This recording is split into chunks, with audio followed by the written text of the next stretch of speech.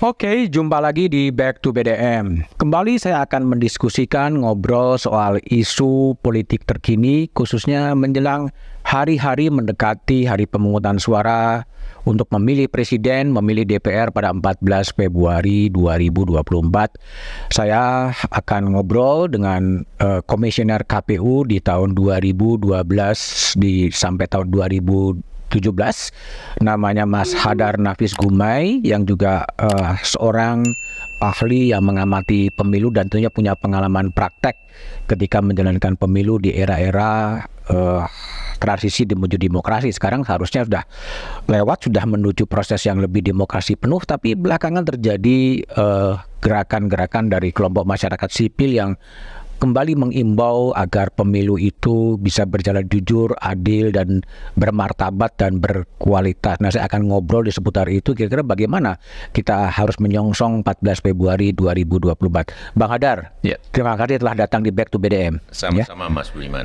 Apa yang Bung Hadar masih khawatirkan dan apa yang harus dicermati betul agar pemilu 14 Februari 2024 ini bisa berjalan sesuai dengan harapan publik yang bermartabat, yang berkualitas, jujur, adil, dan bebas dari berbagai kecurangan? Ya, tentu kita tidak menyampingkan sekalipun itu sudah selesai tahapan yang lain begitu ya.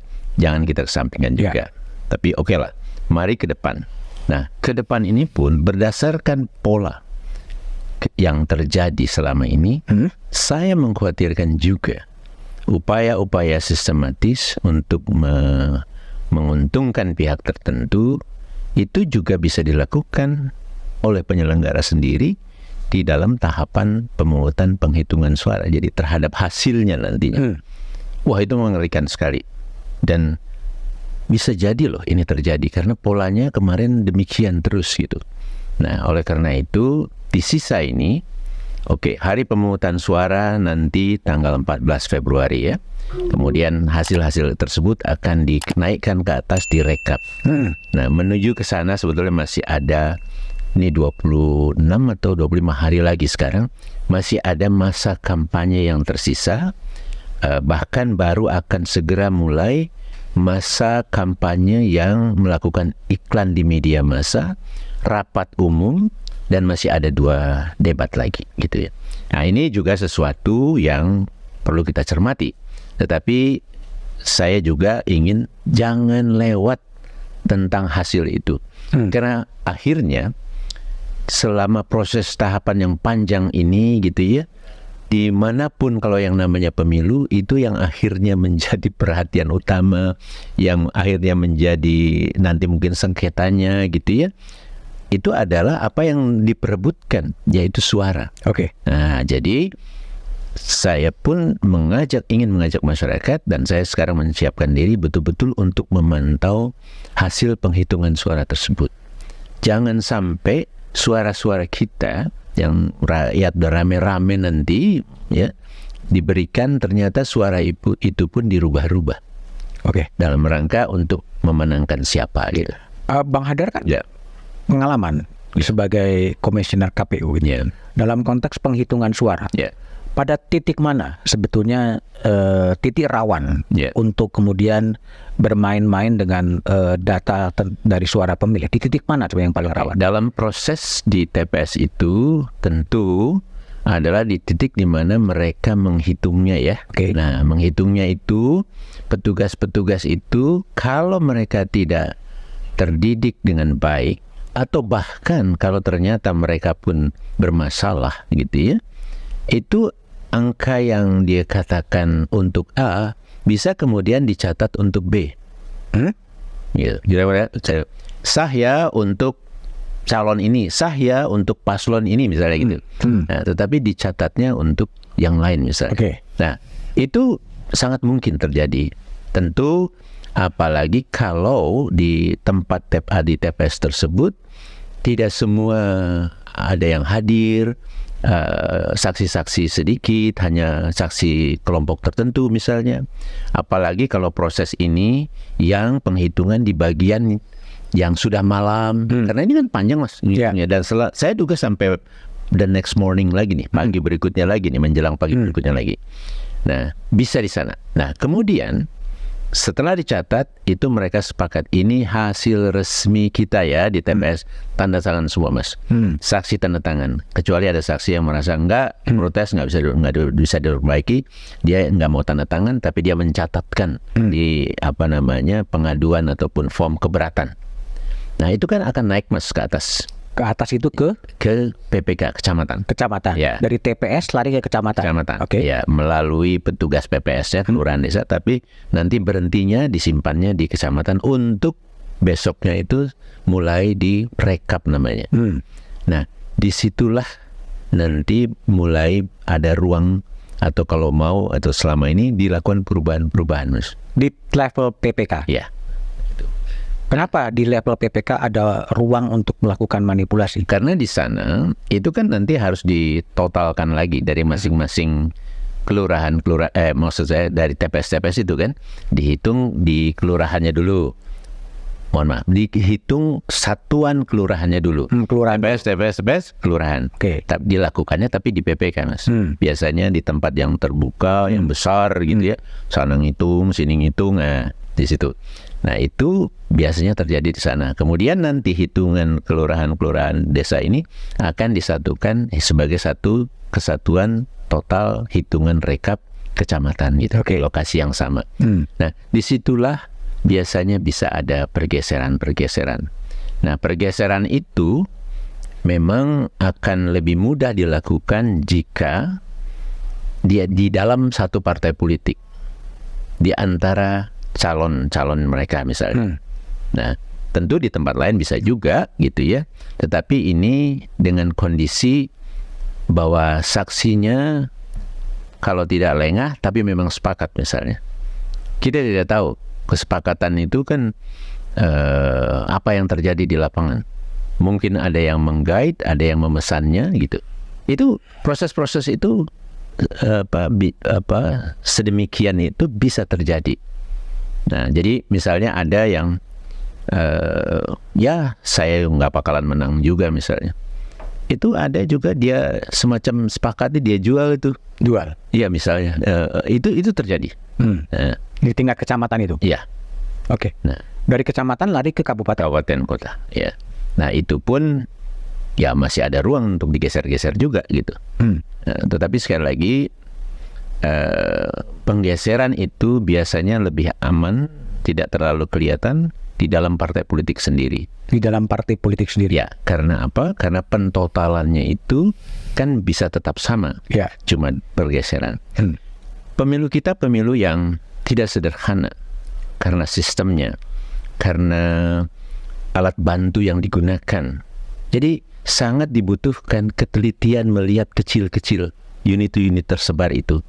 Nah, kalau kita tidak punya keterampilan dan memang maksud untuk mengecek betul-betul semuanya, tentu akan bisa terlihat.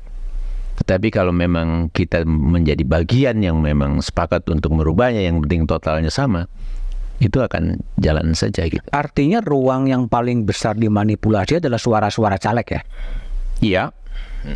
Tapi sangat mungkin juga Mas. Kita ini caleg nih mau bicara paslon gitu maksudnya. Ya, sangat mungkin juga.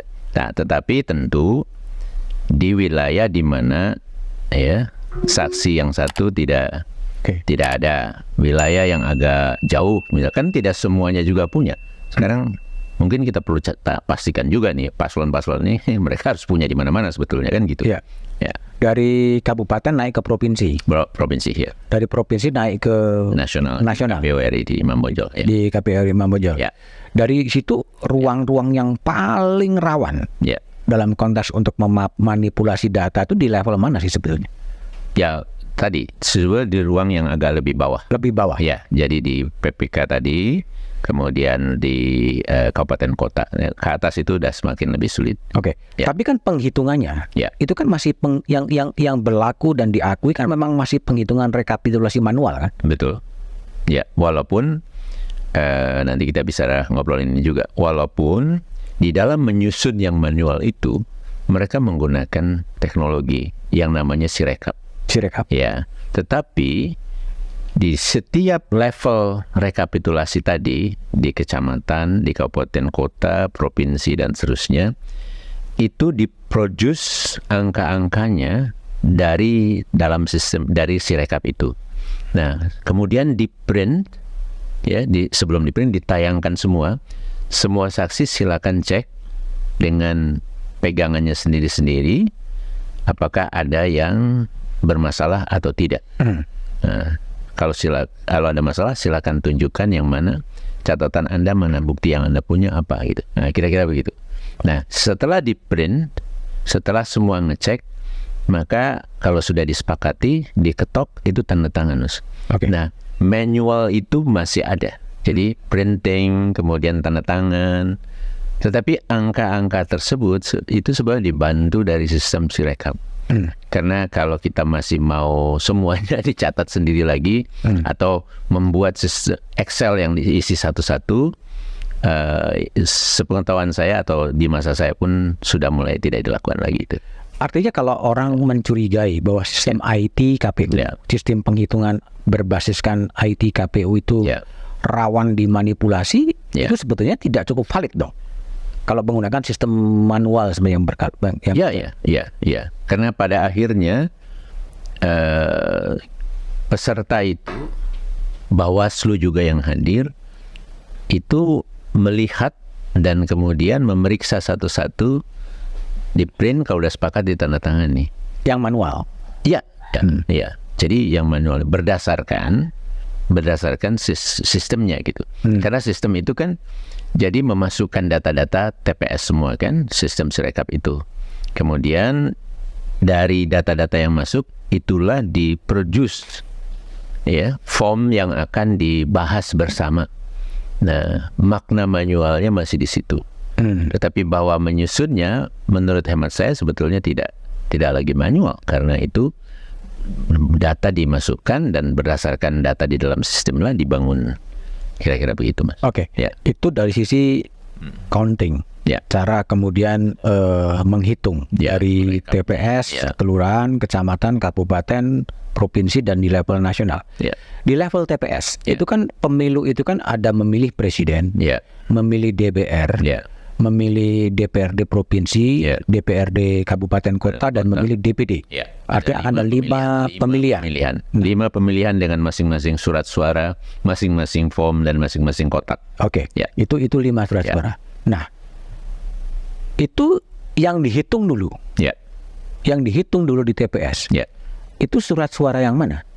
Untuk pemilihan presiden. Itu fix ada panduan bahwa yang dimulai dengan pemilihan presiden. Ini menarik pertanyaan Mas Budi. Atau sangat tergantung kepada kebijakan KPPS. Kalau sepengetahuan saya di pemilu sebelumnya itu standar harus urutannya demikian.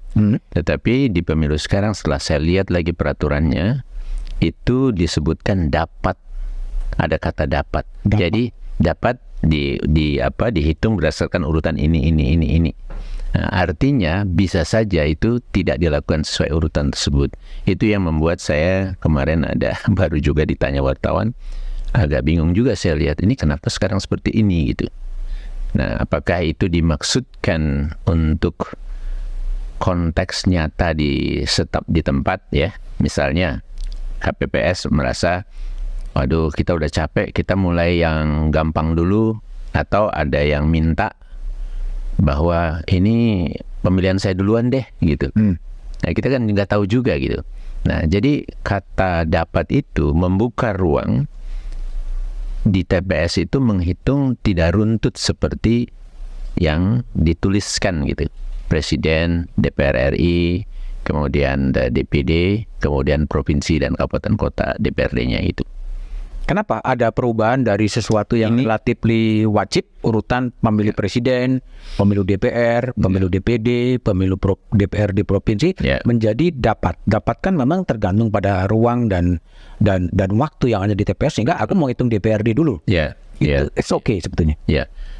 Itu bisa terjadi. Cuma masalahnya tidak ada guidance lebih jelas. Kalau itu mau dihitung ini duluan dalam kondisi yang seperti apa misalnya gitu.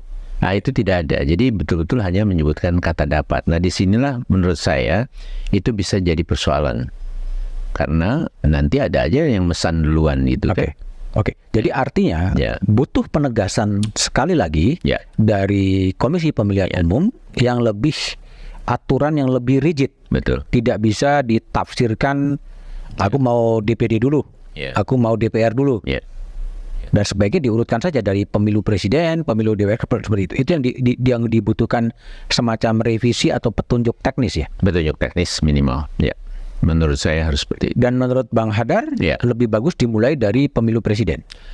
Saya kira ya, karena apa? Karena memang kita semua ini juga salah kaprahnya di mana ya. Tetapi ini fakta kita semua sekarang. Semua itu perhatian di sana, semua menunggu di sana, semua berharap bisa cepat di sana gitu kan. Dan mungkin bagus juga mengimbangi. Mungkin nanti ada apa? Quick count. Ya betul. Yang kan kita tidak tahu quick count ini akan seperti apa. Pernah dulu terbelah yang sebagian ke A, yang sebagian ke B. Nah, itu kan situasi yang sebenarnya tidak aman ya. Bisa saja nanti spekulasi dan sebagainya. Tapi kalau kemudian penghitungan itu sudah duluan, sehingga nanti bisa mendampingi lah ya melalui publikasi cepatnya KPU. Kalau itu juga berjalan cepat. Kalau dalam perspektif lembaga yang melakukan quick count, ketika di TPS itu menghitungnya tidak seragam, ada yang menghitung presiden, ada yang menghitung DPRD, itu memang repot. Iya, bisa repot. Karena kan metodologi quick count itu harus ketat. Ya, sementara di lapangan begitu dia udah diputuskan jadi sampelnya, dan ternyata itu dilakukan kemudian, ini sedang ngerjakan DPR dulu misalnya. Itu bisa terjadi. Ya, artinya dalam konteks itu memang butuh penegasan ulang atau aturan yang lebih rigid bahwa penghitungan suara itu dimulai dari pemilihan presiden. Dan itu menjadi domain dari KPU. Domain KPU. Karena itu di dalam peraturannya tentang pemungutan dan penghitungan suara. Peraturan itu sudah ditetapkan sekarang. Dan kalau sebaiknya itu dipertegas untuk menjelaskan apa yang dimaksudkan pasal tersebut di dalam juknisnya misalnya. Oke. Kemarin saya sudah lihat juknisnya, sebetulnya baru dikeluarkan 2 hari yang lalu tuh. Tadi malam saya lihat cepat-cepat, tidak kelihatan di situ. Tidak kelihatan apa? Ya, bahwa penghitungan itu masih dalam model yang bisa yang mana duluan dapat gitu. Oke. Itu dari sisi proses penghitungan. Nah, menjelang pencoblosan, menjelang pencoblosan, satu isu klasik yang selalu muncul adalah soal surat undangan atau orang tidak berhak mencoblos karena tidak mendapatkan undangan atau apapun.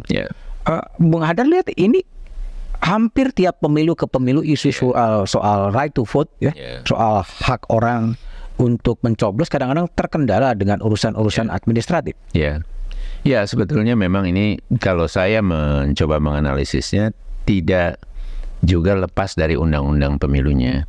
Karena undang-undang kan tidak dirubah dan selalu saja begitu, dan entah bagaimana pembuat undang-undang ini mungkin berpikir harus ada undangan, sebenarnya istilahnya bukan undangan ya, pemberitahuan.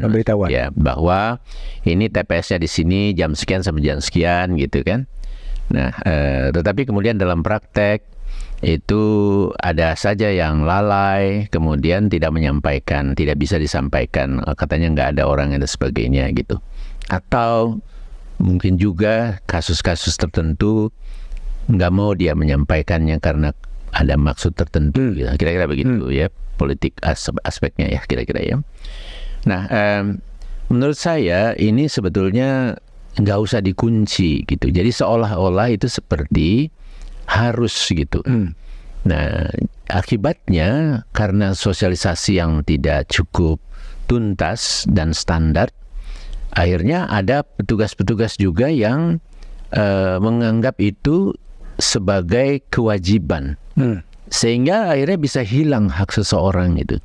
Nah, masyarakat sebaliknya dia tidak memahami betul, karena dia nggak dapat, udahlah saya nggak dapat daripada nanti saya ditolak gitu ya. Ya sudah, saya tidak jadi berangkat misalnya. Kan itu kan jadi bisa menghilangkan hak seseorang untuk bisa memilih juga akibat ada pengaturan tentang pemberitahuan ini, form pemberitahuan ini. Tapi sosialisasinya juga masih minimal ya. Menurut saya pindah domisili dan lain sebagainya. Iya, itu juga ya.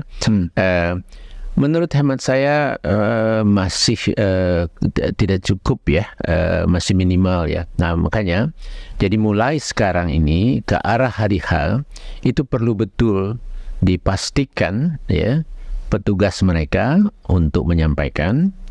Yang kedua, masyarakat pun kalau juga nggak dapat, coba kejar ke PPS-nya ya di lingkungan dia.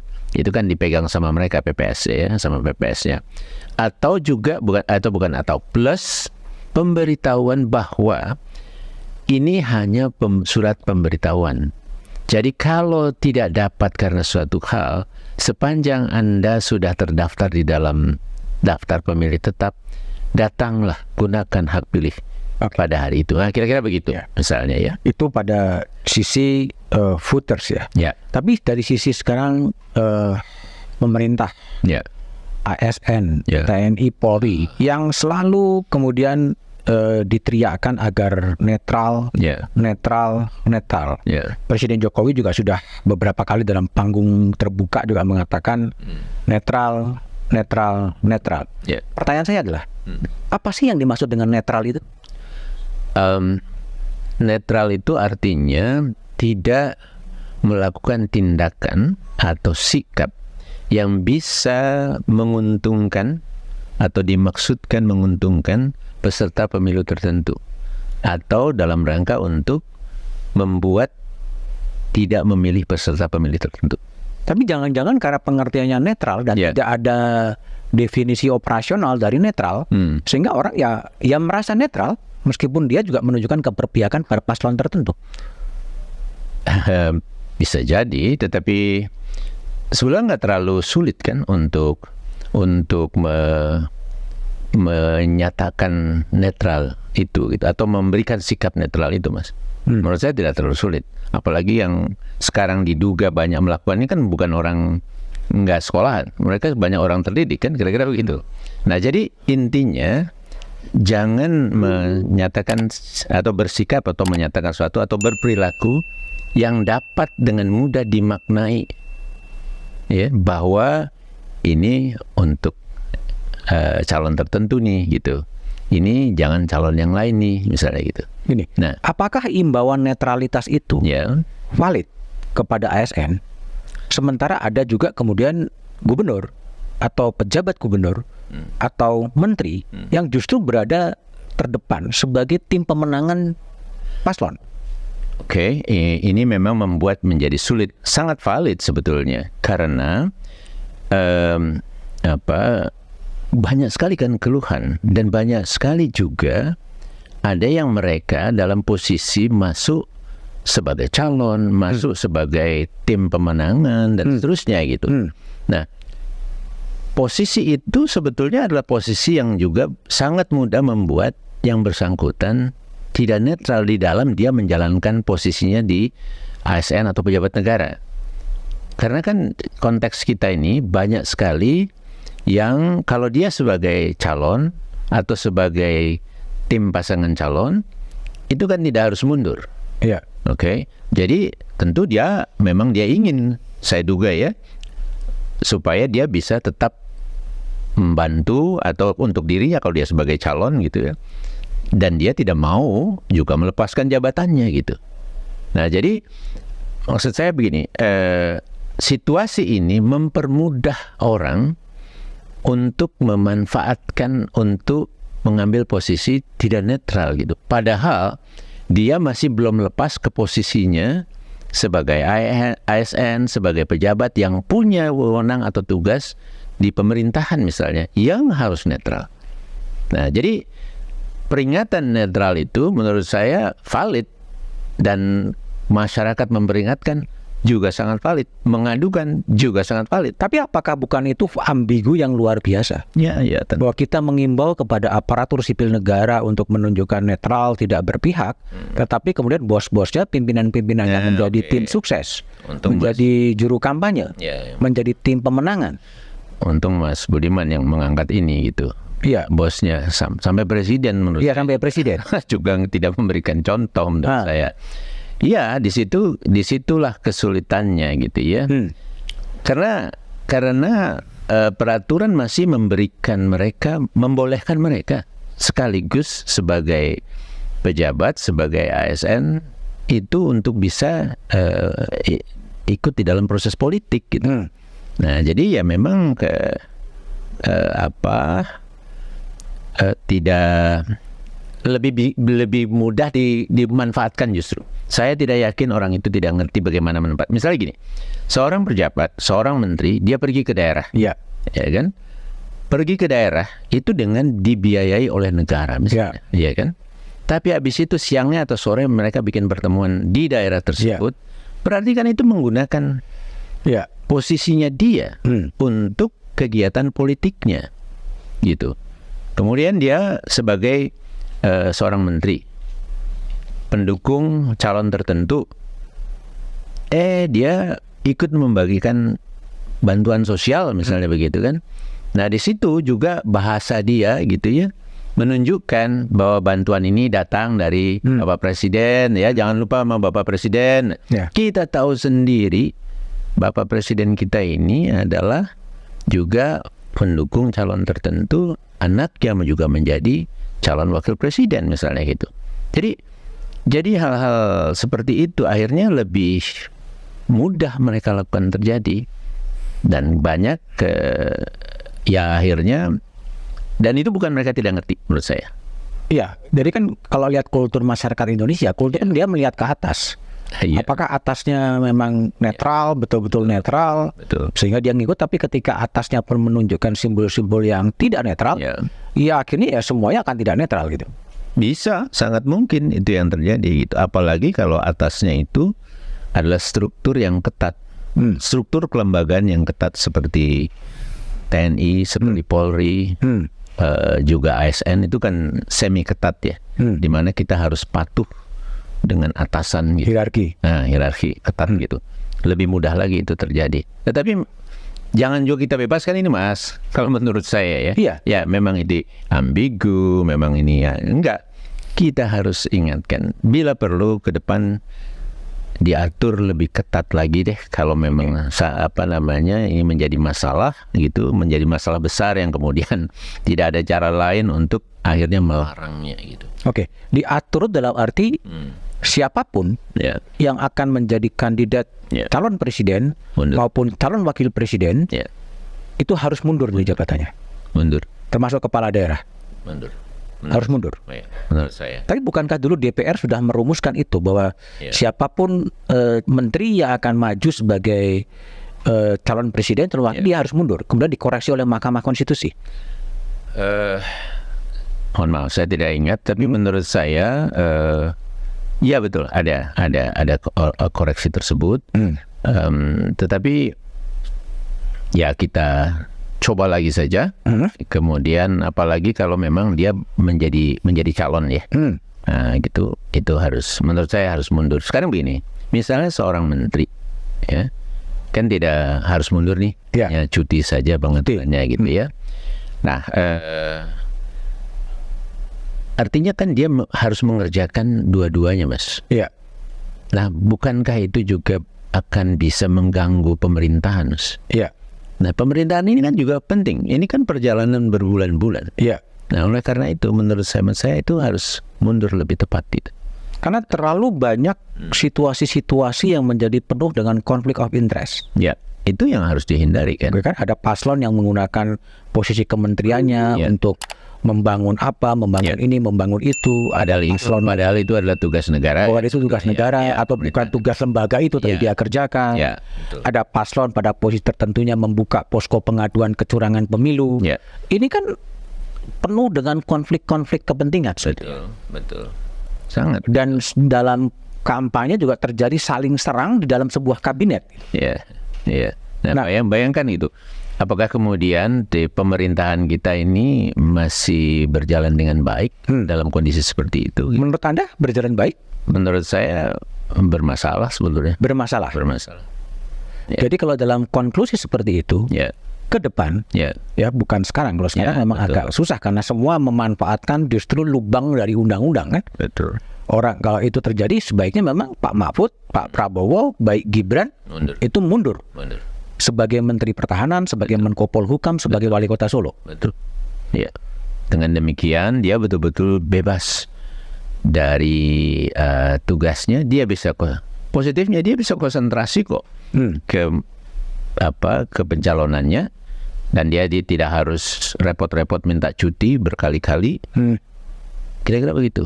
Nah, tetapi jangan-jangan seperti yang kita dengar cerita, banyak berita, ya mereka memanfaatkan posisi ini sebetulnya gitu. Itu untuk menteri tadi, Menteri Pak Mahfud, Pak Prabowo, dan kemudian juga Gibran. Posisi Presiden Jokowi sendiri yang anaknya ikut dalam calon wakil presiden gimana?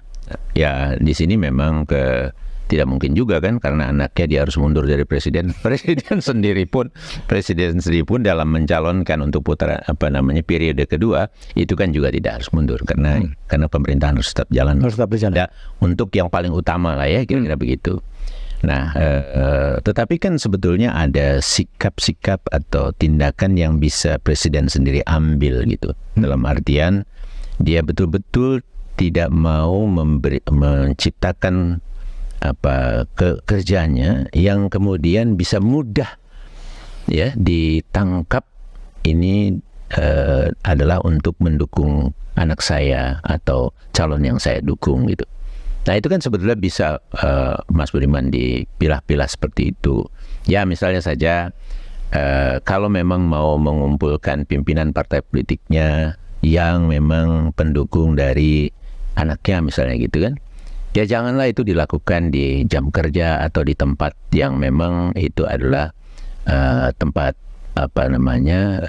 kerjanya gitu. Nah, jadi di hal yang pribadi misalnya, atau jangan juga mengumpulkan, ini kan banyak sekali nih dalam akhir-akhir ini mengumpulkan para pimpinan kepala daerah ya, bahkan juga lurah dan kepala desa misalnya begitu. Nah, dengan bahasa-bahasa yang diserempet-serempetin gitu ya. Nah, itu termasuk bantuan-bantuan sosial ini gitu. Ya. Itu kan bisa Mas Budi dipilah-pilah. Iya, tapi kan itu mengasumsikan selama ini kan sejauh itu tidak dilarang oleh undang-undang. Ya boleh. Ya tentu Mas, apalagi kalau memang kita mau memanfaatkan itu ya boleh aja kita bilang begitu kan. Nah, tetapi kan ini akhirnya Mas, tadi kita semua ini kan punya namanya satu pegangan yang lebih tinggi daripada undang-undang, yaitu satu etika gitu. Ada dong, masa nggak ada kita masing-masing? Tidak perlu tertulis Mas. Iya kan? Bahwa kita itu harus tidak memanfaatkan dong kalau itu bukan hak kita misalnya, bukan yang dimaksud untuk tujuan ini misalnya. Itu kan bisa dong, kita harus memilih. Ya oke lah, anak saya memang sebagai calon, ya silakan saja misalnya gitu ya. Nah, atau mau mundur sedikit, perdebatan tentang sebetulnya ada masalah di dalam perubahan undang-undang kita melalui judicial review di MK tersebut. Ya mungkin sebagai orang tuanya yang masih sedang memimpin akan mengingatkan, tidak usahlah sekarang itu, nanti saja. Konsisten seperti apa yang pernah juga Pak Jokowi bilang kan di depan media, itu kan rekornya sangat jelas. Oh baru ini sudah baru berapa tahun di Solo masih baru ya, nanti nggak ada itu dan sebagainya gitu. Oke. Maksud saya itu Mas. Tapi situasi yang seperti sekarang ini lebih banyak kan ada kelemahan dalam aturan dan undang-undang ya? Tentu. Karena dengan adanya aturan dan undang-undang yang secara pasti mengaturnya dan itu jelas begitu, tentu tidak bisa dilakukan kecuali ada perubahan undang-undangnya atau ada judicial review yang sering terjadi belakangan ini gitu. Termasuk itu juga terjadi karena tidak adanya undang-undang kepresidenan. Iya Pak, iya Mas. Walaupun ya atau undang-undang tentang dana kampanye yang sekarang juga banyak masalah gitu ya, bisa jadi. Jadi kalau kita ada undang-undang tersendiri yang seharusnya memuat secara lebih lengkap dan jelas apa yang bisa digunakan, dimanfaatkan, atau haknya apa yang tidak boleh dan seterusnya gitu. Jadi saya kira bisa itu menjadi faktor penyebabnya. Oke. Saya spesifik soal undang-undang kepresidenan. Okay. Satu-satunya lembaga negara yang tidak punya undang-undang adalah undang-undang kepresidenan. DPR punya undang-undang MD 3, pemerintah daerah punya undang-undang pemerintahan daerah, yudikatif punya undang-undang kekuasaan kehakiman, punya undang-undang Mahkamah Konstitusi, punya undang-undang Mahkamah Agung, ada undang-undang Komisi Yudisial. Di dalam kepresidenan ada undang-undang Kementerian Negara, ada undang-undang komisi-komisi negara. Dan Bang Hadar kan ikut terlibat ketika di awal-awal reformasi untuk ikut juga menyuarakan undang-undang kepresidenan. Melihat perkembangan yang selama ini ada, apakah undang-undang kepresidenan ini memang perlu dibuat untuk membedakan posisi presiden sebagai head of state, sebagai kepala pemerintahan dan sebagai pribadi, atau bagaimana? Ya, saya kira setelah kita berjalan beberapa periode pemerintahan, kebutuhan itu kan sebetulnya tidak ada, tetapi tidak besar amat ya. Nah, begitu kita sampai sekarang, kita punya presiden yang kemudian terlihat ya kemarin ada istilah apa cawe-cawe gitu ya. Nah, akhirnya ini menjadi sangat perlu, Mas Bud ya, kita punya undang-undang tersendiri kepresidenan ini gitu. Nah, jadi ya mudah-mudahan saja siapapun nanti yang akan mengisi di pemerintahan maupun di DPR kita mau untuk membuatnya gitu. Dan meskipun undang-undang kepresidenan itu agak bertentangan dengan hasrat kekuasaan. Kekuasaan itu begitu dia dipegang, bagaimana dipertahankan selama mungkin, bagaimana diperluas sedemikian luas, sementara undang-undang kepresidenan ada tren, ada gejala untuk membatasi. Nggak apa-apa, karena justru disitulah kegunaan dari undang-undang kan, membatasi dan memperjelas apa yang juga menjadi haknya sebetulnya. Nah, jadi nggak apa-apa, karena kan kita tidak berpikir tentang siapa yang mengisi begitu ya. Kita berpikir kan sebetulnya satu tatanan yang bisa memastikan hubungannya dengan pihak-pihak lain. Harapan-harapan masyarakat juga bisa tercermin, karena kan tidak mau kita juga punya pemimpin yang tidak diatur dengan tegas sehingga kemudian bisa dimanfaatkan dengan pemimpin yang bersangkutan misalnya. Nah, disitulah sebetulnya makna atau manfaat dari satu pengaturan yang bentuknya undang-undang. Jadi menurut saya nggak perlu kita ragukan gitu. Atau karena kan kita tidak ingin kan? Ya, atau memang cukup diatur, dibatasi. Cukup diatur di konstitusi.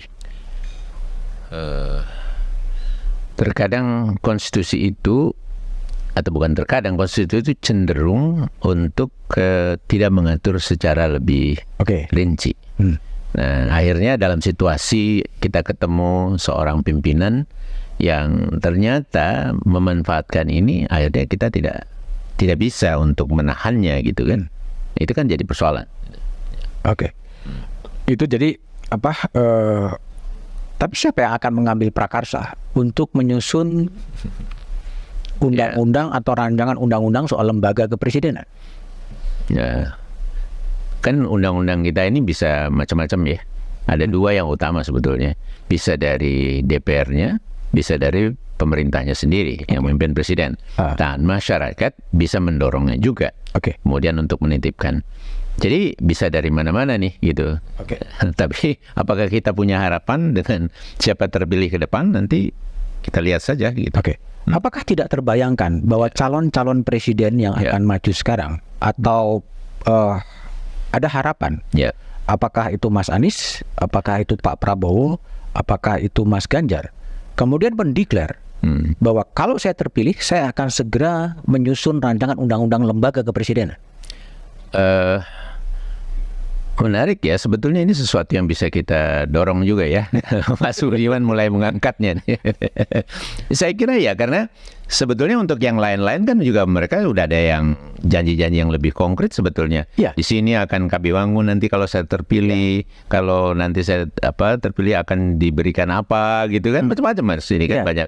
Nah, bisa saja menurut saya ini. Mungkin nanti di dalam satu pertemuan atau forum yang ada di media, mungkin di Kompas sendiri atau apa gitu, bisa atau nanti dalam debat terakhir calon presiden. Bisa juga Mas, walaupun topik lain. Ya kan bisa dalam closing statement. Ya betul. Dia meneguhkan komitmennya. Betul. Kalau saya terpilih sebagai presiden, 100 hari pertama adalah saya akan mewujudkan rancangan undang-undang lembaga kepresidenan yang isinya adalah mengatur bagaimana kekuasaan presiden sebagai kepala pemerintahan, sebagai kepala negara, dan sebagai pribadi itu diatur. Betul. Itu bagus Mas. Saya sangat mendukung. Mudah-mudahan ini akan didengar oleh tim-tim pasangan calonnya gitu. Atau utopi, tidak mungkin terjadi.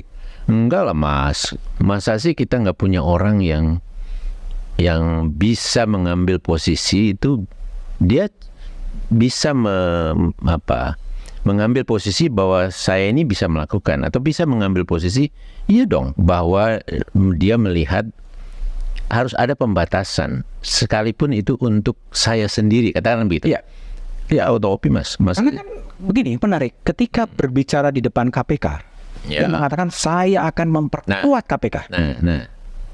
Ketika dia berbicara di depan kepala desa, saya akan memperkuat posisi desa.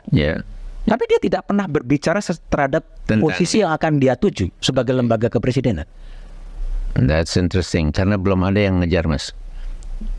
Jangan-jangan belum ada yang ngejar Mas. Nah, jadi kalau nanti dikejar, misalnya forum ini ditonton, ini kan kita apa? Ini kita berdua mengusulkan nih, kira-kira begitu. Oke. Baik, kita usulkan kepada para pasangan calon ini untuk bisa menjawab apakah kalau nanti terpilih akan membuat undang-undang yang bisa mengatur tentang dirinya sendiri gitu, posisinya maksud saya undang-undang kepresidenan. Termasuk undang-undang kepresidenan itu yang akan menampung atau mewadahi mantan-mantan presiden.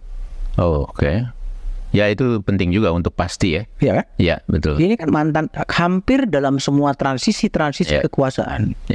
Hubungan antar mantan presiden atau presiden satu ke presiden lain, itu kan selalu ada keterputusan. Ya betul. Ini yang selalu katakan di Amerika ada presiden club, di mana mantan presiden juga ikut duduk bareng untuk membicarakan masalah kebangsaan. Betul. Dan kemudian menjadi begitu kompak. Tapi di sini kan menjadi ada sebuah relasi-relasi personal yang tidak baik. Dan saya kira kalau memang di dalam undang-undang tersebut bisa ikut mengatur, mudah-mudahan yang relasi-relasi tidak baik yang sebetulnya tidak bagus menjadi contoh buat kita semua Mas.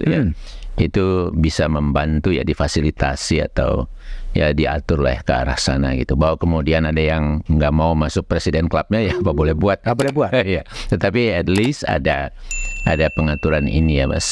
Saya kira itu juga baik ya. Kalau dari refleksi Bang Hadar, kenapa undang-undang kepresidenan ini tidak ada ketika lembaga-lembaga lain diatur dalam undang-undang? That's interesting. Saya sebetulnya belum pernah memikirkan juga gitu. Tapi bisa jadi seperti lontaran Mas Budiman sendiri tadi. Ya apakah ini sesuatu yang logis karena dia mengatur apakah ini? Tapi menurut saya masa sih kita nggak punya pemimpin yang mau gitu rela bukan memikirkan dirinya tetapi memikirkan untuk ke depan siapapun yang mengisi ini. Itu harus ada pembatasan, harus ada hal yang juga bahkan memperjelas. Hak yang bersangkutan dan segala hal gitu. Nah jadi saya kira baik kalau ini bisa disodorkan ke mereka dan kita lihatlah. Ada Big Bang di saat debat terakhir gitu, men-challenge pada pasangan calon presiden untuk bukan hanya memperkuat, membuat undang-undang yang lain di luar dirinya, tapi bagaimana mengatur lembaga kepresidenan memang sangat powerful. Ya. Saya kira lagi-lagi ini momen yang masih ada ruangnya gitu, yang momen yang penting. So saya setuju dengan kembali kepada soal pengawasan masyarakat sipil. Ya, masyarakat sipil kan sekarang mulai muncul. Jaga suara, jaga pemilu dan lain-lain sebagainya, ada gerakan Nurani Bangsa gitu. Ini sebuah gejala yang positif bagi kesadaran masyarakat sipil untuk mengawal proses pemilu, atau seperti apa kalau Bang Hadar lihat? Saya kira ini gejala yang sangat positif, apalagi di dalam situasi yang sangat diperlukan. Dan kalau mendasari kenapa kemudian kelompok-kelompok masyarakat sipil ini bangkit, kemudian mengekspresikan keprihatinan dan juga apa yang ingin dilakukan gitu, menurut saya ini sangat positif. Tetapi kelompok masyarakat sipil ini kan juga masih pada level yang belum embrio ya. Iya, masih belum pada level yang besar. Dan seharusnya kerja cepat, efektif untuk mengajak masyarakat luas. Itu yang menurut saya penting gitu. Nah, jadi ini hal yang baik. Saya ingin juga berkolaborasi dengan semua. Minggu-minggu ini akan ada pertemuan kolaborasi tersebut, dan bantuan Mas Budiman dan Kompasnya untuk menginfokan ini. Kalau dari sisi pemantau asing, ya, di tengah problem yang pengawasan yang seperti sekarang ini, apakah ini juga waktu yang tepat bagi pemantau asing untuk hadir di Indonesia dan mengawasi jalannya pemilu di era yang orang menyebutkan sedang terjadi regresi of demokrasi itu? Saya kira waktu yang tepat ya, tetapi terkait dengan teknis dan kesiapan itu mungkin persoalan lain gitu. Tapi sebetulnya ini waktu yang sangat tepat. Karena apa? Karena memang kita sudah lihat perkembangan yang juga di Indonesia ini sangat berpotensi akan menurun ya, state demokrasinya gitu. Nah, disitulah sebetulnya pihak internasional itu perlu ikut ya, mencermati dan menunjukkan nanti pandangannya terhadap perjalanan pemilu ini gitu. Nah, selama ini mereka mungkin karena sudah memberikan status Indonesia sebagai negara yang sudah stabil dalam demokrasinya gitu ya, akhirnya mereka tidak terlalu memperhatikan. Nah, akhirnya pas di ujung-ujung saya pernah secara pribadi juga memintakan itu terkait dengan waktu yang sudah sangat mepet ya. Ada satu jaringan internasional di kawasan Asia, ANFREL ya, mereka akan datang walaupun dalam scale yang kecil saya lihat dia, tapi tidak masalah, yang penting kehadiran mereka itu penting menurut saya. Nah, ini yang mungkin harusnya lebih awal dan tidak hanya diekspresikan oleh kelompok tertentu, tetapi semua pihak sebetulnya, penyelenggara sendiri dan juga Kementerian Luar Negeri kita, karena pintunya kan dari sana sebetulnya. Invitationnya, undangan itu datang dari sana. Oh, dari Kemlu ya? Ya, dari sana. Tapi kalau di era awal itu memang begitu banyak international observer ya, untuk memonitor. Tapi sekarang udah nggak ada. Nggak ada. Kalau sejak 2-3 pemilu terakhir itu nggak ada. Ya. Jadi kalau ada inisiatif itu hanya individual. Untuk yang kali ini ANFREL itu karena kami memintakan betul untuk masuk gitu ya. Jadi tidak ada. Tahun 99 itu adalah masa yang terbesar sebetulnya. Masa yang terbesar. Ya, mereka datang banyak sekali dari berbagai benua lah ya, grup besar-besar ini. Dan memang sangat diperlukan karena pada saat itu adalah pemilu pertama di masa reformasi, pertama di masa transisi gitu ya, untuk memastikan. Nah, sebetulnya sekarang ini menjadi lebih relevan dunia internasional untuk ikut ya, karena kawasan Asia, ASEAN dengan itu kan juga tidak baik-baik saja juga kan gitu. Nah, jadi potensi terjadinya ketegangan atau bahkan perang juga besar kan, kira-kira begitu. Nah, juga ada beberapa negara lain yang seperti Thailand gitu ya, Myanmar gitu, itu kondisi pemilu dan demokrasinya kan juga sangat jatuh gitu ya. Nah, jadi peran pemantau asing negara lain untuk bisa mengikuti betul pemilu ini menurut saya sangat penting. Tapi juga keterlibatan rakyat juga menjadi penting. Oh ya tentu. Artinya kita berharap dari luar, tetapi sebetulnya di tangan kita sendirilah peran untuk bisa memastikan itu berjalan jujur, adil, demokratis, minim kecurangan. Itu sebetulnya ya ada di tangan kita bersama begitu. Nah, oleh karena itu kegiatan jaga pemilu, jaga suara, dan berbagai yang lain itu perlu kita dukung dan mari kita ajak masyarakat untuk bergabung. Baik Bang Hadar Nafis Gumai telah ngobrol di Back to BDM. Jadi ada pesan-pesan yang menarik yang disampaikan oleh Hadar Nafis Gumai yang kira-kira mengatakan bahwa atau menantang calon-calon presiden di debat yang terakhir gitu, berani menyatakan komitmennya untuk kemudian dalam 100 hari pemerintahnya kemudian menegaskan akan menyodorkan rancangan undang-undang lembaga kepresidenan, karena satu-satunya lembaga yang tidak diatur oleh undang-undang adalah lembaga kepresidenan itu sendiri. Bagi publik tentunya ini adalah momen yang tepat pada Anda semua untuk 14 Februari datang ke TPS, tetapi juga bukan hanya datang dan kemudian pergi, tetapi bagaimana kemudian juga memantau agar suara yang Anda berikan pada 14 Februari itu sampai di tempat tujuan yang benar. Akan jumpa lagi di Back to BDM dengan tamu-tamu berikutnya.